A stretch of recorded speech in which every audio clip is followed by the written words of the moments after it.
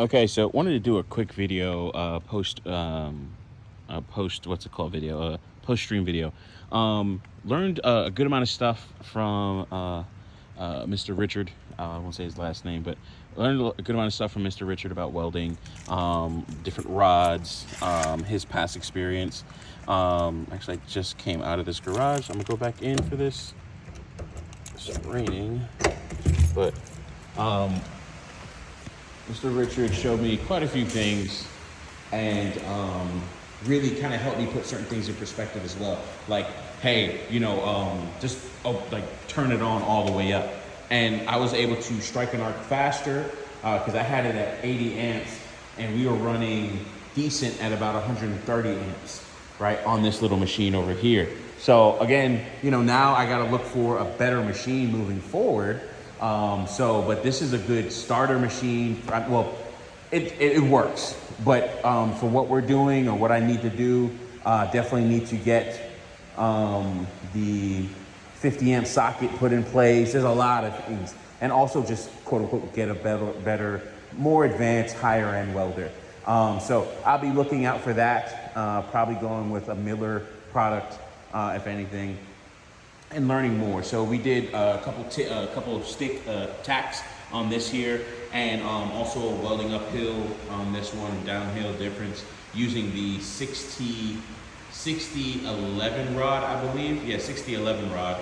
And he said, hey, it's good for tacking, but it ain't something that's going to put down a pretty weld or a decent weld, even like say the other weld that I had, like a 7080, 718 or something. So, it gets it started, and then your 718 will start eating through that. Then we can see all the splatter and some of the other stuff that's going on with it. So that's pretty nasty, but that can be grinded off, and then we can always, restart that if we need to. But this step is on me, like I'm not gonna put my whole weight on it right now. I also don't have a cross member.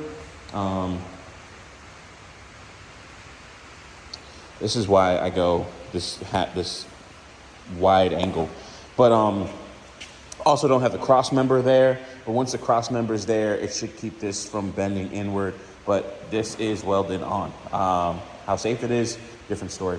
But continuing to do stuff like this, get the rest of the stake pockets on.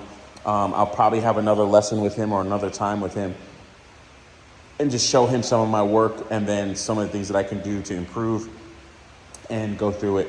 But honestly, what he showed me, and in fact, I was able to put down, he did this, he burned a hole through that, but I was able to, I think, put down this one. I think I put this one down.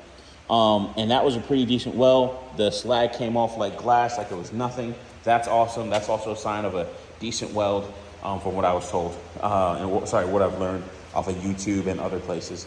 Because I've had two different people that do welding on a regular basis down here, and they were like, hey, yeah, if the slag comes off a certain way, or this is what you can expect, so on and so forth. So yeah, I won't go too much into this, but post-stream video, I think things went well. I do have to work on the sound with the stream. This time I had sound, but it was way too low. So I'll be working on that, especially with the desk setup. And I was working with the DJI mic system, or the DJI mics, wireless mics that I have. These have worked well in the past, and also honestly, they worked well this time as well. So these nice wireless mics here, but they worked well this time. But I just have to get it dialed in as far as picking up, everything that I am saying. But yeah, everything is working good. All right, that's it. These videos are usually going to be short, just going over what I learned and a bit of a recap of the stream. All right, peace.